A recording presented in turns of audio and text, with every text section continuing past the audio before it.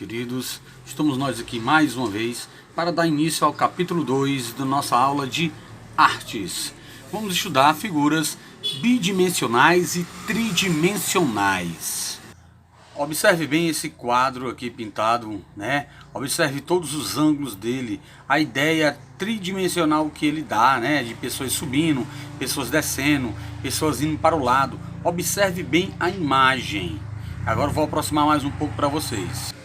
Observe bem essa imagem aí, olha só, né? Que é ele resumido aí, ó. Olha a ideia, isso aí é uma pintura, olha a ideia que o pintor fez aí, né? A arte que ele criou, esse quadro aí tridimensional, que você enxerga ele de vários ângulos, né? É um quadro realmente muito complicado, muito difícil de se fazer, né? Se você observar bem, né? Você vê pessoas subindo aqui na lateral, pessoas subindo nessa outra, descendo para cá, pessoas aqui de frente aqui como se fosse um alinhamento, aqui nessa outra parte. Observe bem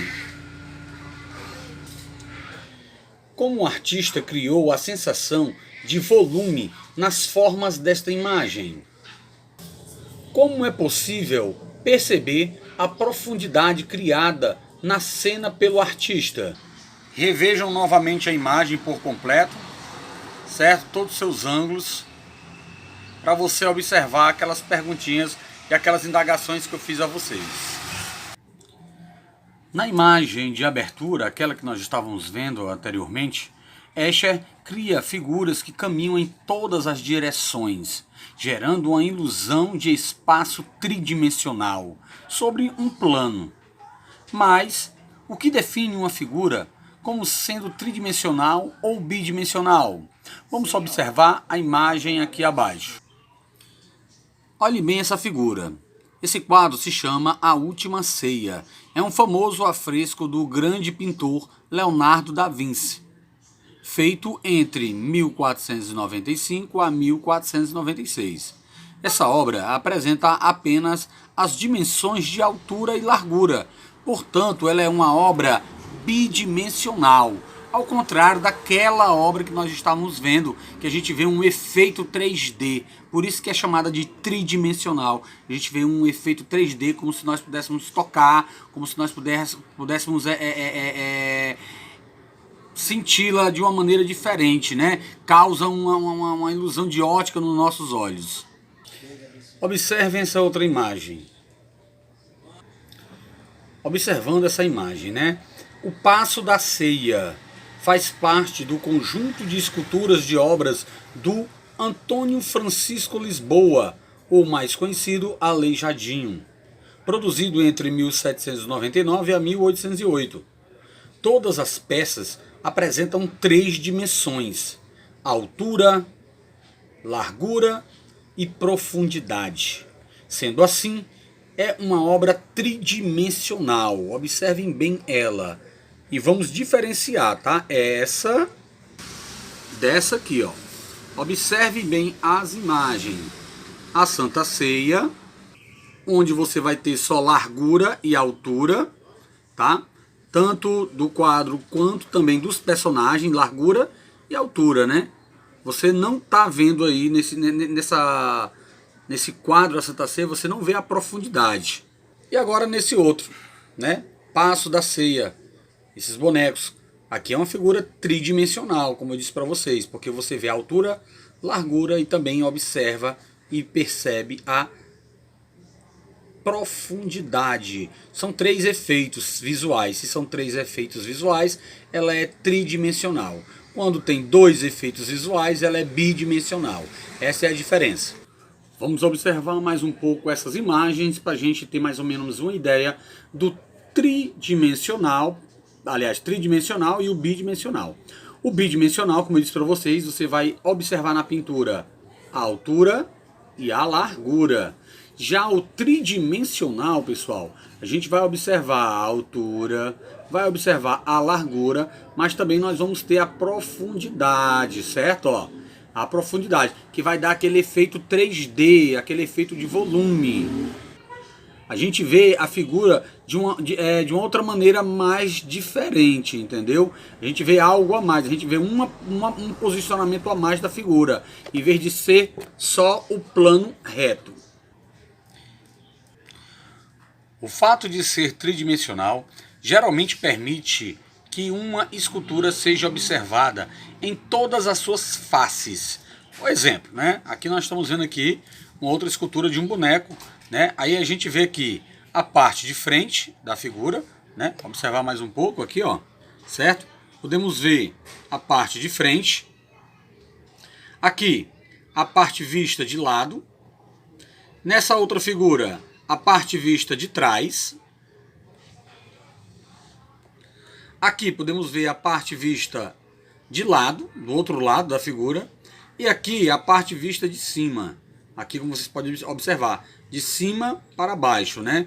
É esses tipos de figura que dá um efeito tridimensional, que a gente não vê só a altura e largura, vê a altura, largura e também a profundidade do desenho. Bem, aqui um pouco mais de cidadania, né? Podemos observar aqui nessa foto aqui do lado, né? Foto da Iracema, Iracema Guardiã, escultura de Zenon Barreto, feita em 1996 na praia de Iracema, em Fortaleza, Ceará, e a foto foi tirada em 2013. Observe a representação dos monumentos históricos, é uma coisa muito importante para a historicidade de uma cidade, de um estado e até mesmo de um país, certo? A escultura de Iracema, ou a Guardiã Iracema, é uma homenagem do escultor cearense, Zenon Barreto, a personagem indígena Iracema, do escritor José de Alencar, que também é cearense, né, um grande escritor brasileiro, José de Alencar, que também é cearense. Escreveu um livro chamado Iracema, onde ele conta, né, os contos de uma índia que vivia aqui em Fortaleza, que tomava banho nas águas aqui de Messejana, andava pela Palpina, percorria toda essa região aqui da Barra do Ceará, Messejana, Palpina e para Iracema.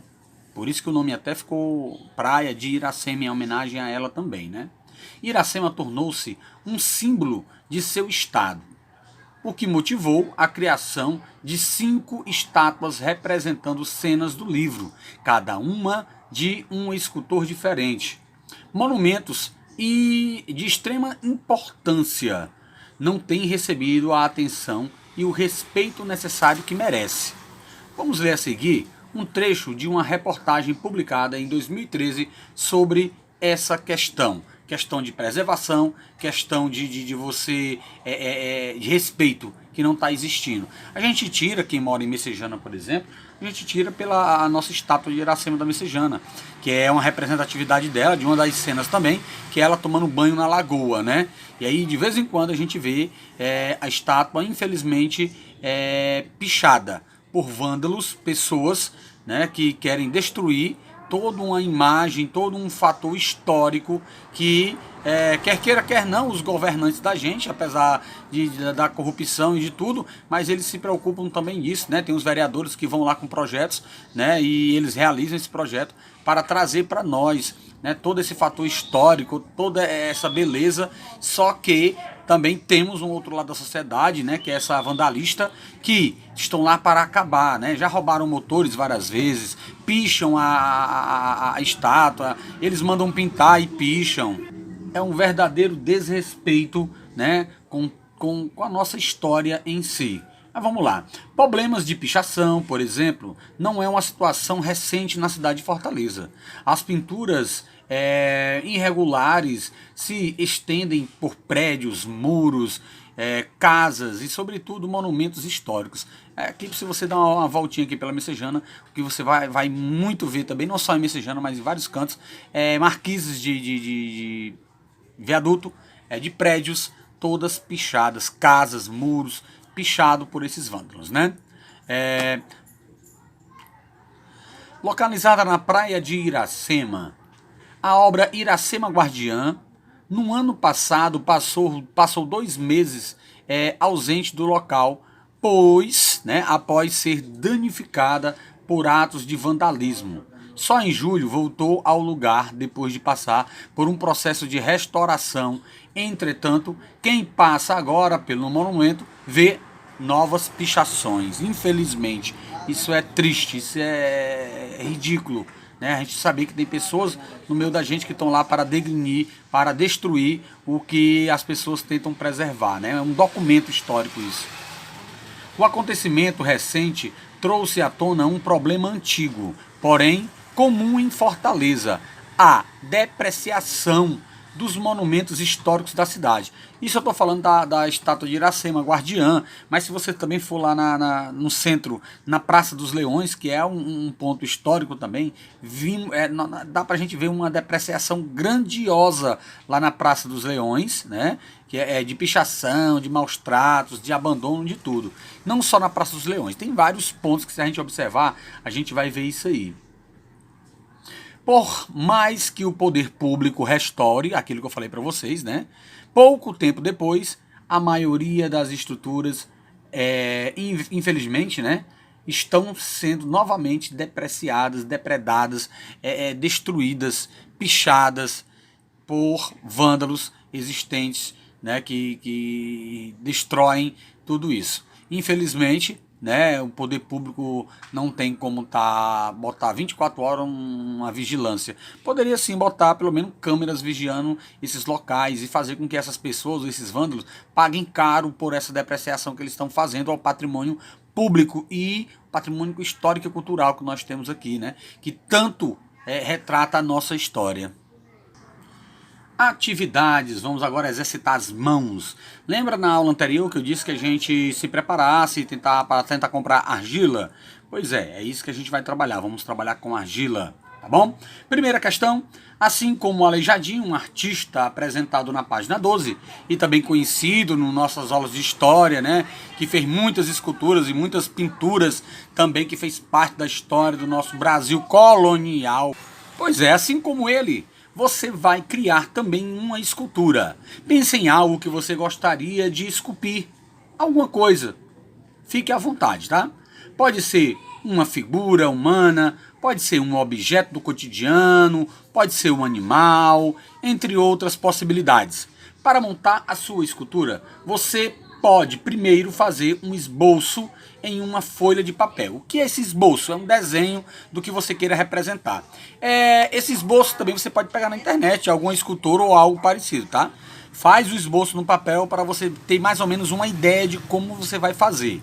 Você também pode fazer uma arte de arame, dependendo da curvatura, de como se comporte a sua estrutura, você pode fazer emendas de arame ou arte de arame, para que a argila dentro dele ela fique mais fixa e ela não venha quebrar com facilidade, né? Isso aí é uma dica que eu tô dando, tá bom? Antes de produzir a escultura, vamos fazer um esquentamento para as mãos, né? Vamos aquecer, né, com a argila. Depois você vai fazer, né, uma escultura com base em esboço produzido na atividade anterior, aquilo que eu falei para vocês, né? Faz o esboço, assim, o desenho, e depois do desenho a gente vai fazer a nossa escultura. O material que nós vamos precisar: argila, cartolina ou folha de jornal. Isso para botar em cima e também para fazer o desenho, né? Que é para ficar bem, você colocar em cima para não estar sujando a sua casa, tá bom?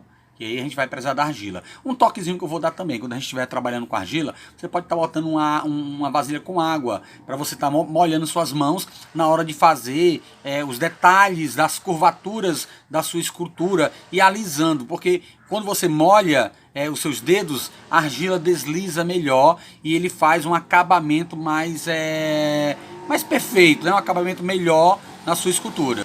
Isso para não deixar ela tão grosseira, né? Agora vamos lá para o nosso aquecimento. Olha só o que é que nós vamos fazer com as mãos, tá bom?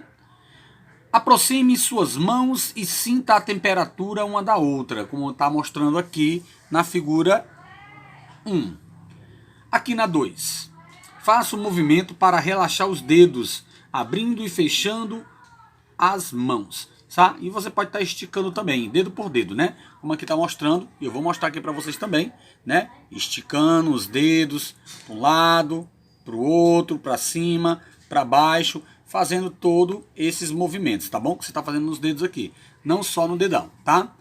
Na 3, Esfregue as mãos por alguns segundos, inicie devagar e depois acelere o movimento para você esquentar as pálpebras das suas mãos, tá? Por último, chocalhe os dedos como se estivesse tocando um piano, né? Fazendo uma posição como se estivesse tocando um piano, chocalhando os dedos.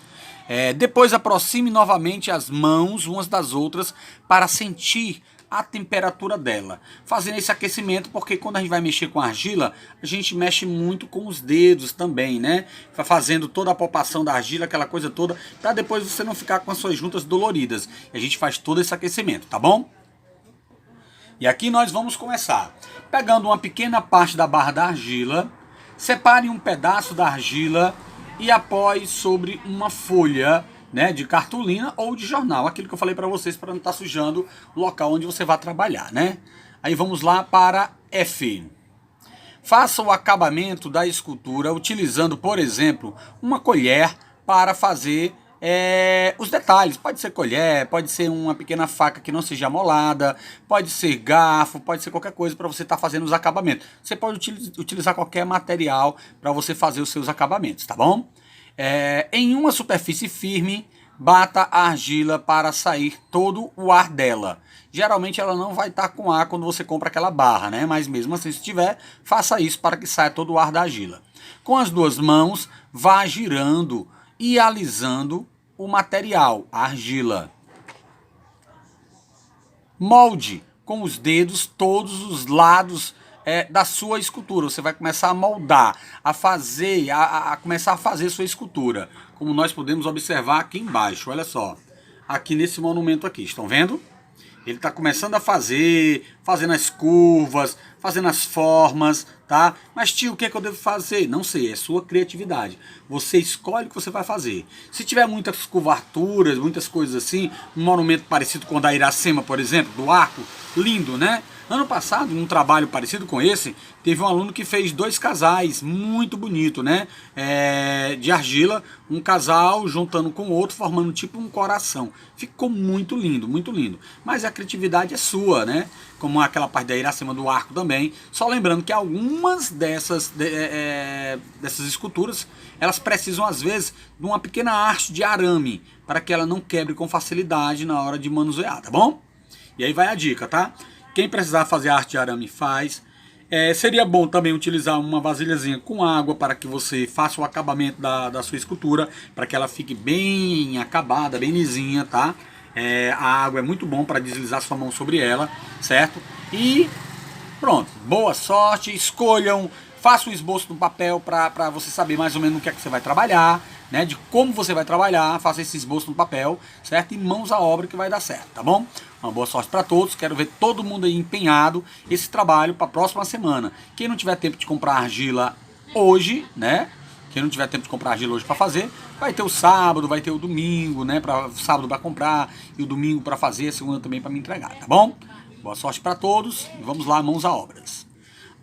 Só um toquezinho também. Quem quiser comprar logo uma barra de argila, quem tiver condições, certo? Pode comprar também, tá? Uma barra de argila e aí você guarda ela, enrola ela num papelzinho sulfilme que tem, que ela vem com ele, certo? Porque vai ter outras esculturas também que a gente vai trabalhar com argila, tá bom? Aí você já fica não precisa não. Mas às vezes ela vende também por porção, tá? Tio, eu não tenho como ter argila, não tenho dinheiro para comprar argila e aí? E aí a gente vai ter que trabalhar com um tipo de massa, tá, pessoal? Esse tipo de massa que eu estou dizendo para vocês pode ser gesso, pode ser massa mesmo, aquela massa que faz aquele barrozinho de pau a pique, aquela que faz jarro, né? Quem conseguir tirar do chão, daquela terra amarelada, né? Que tem, quando você mexe com água, ela fica tipo uma massa de argila. Pode trabalhar com aquilo ali também, tá? É mais dificultoso porque a argila é melhor de manusear, que ela demora a secar, aquilo todo, e o barro não, o barro ele seca mais rápido. Mas não tendo uma coisa, a gente tem que remediar com outra, tá bom? E aí vai a dica, um abração para todos, tá?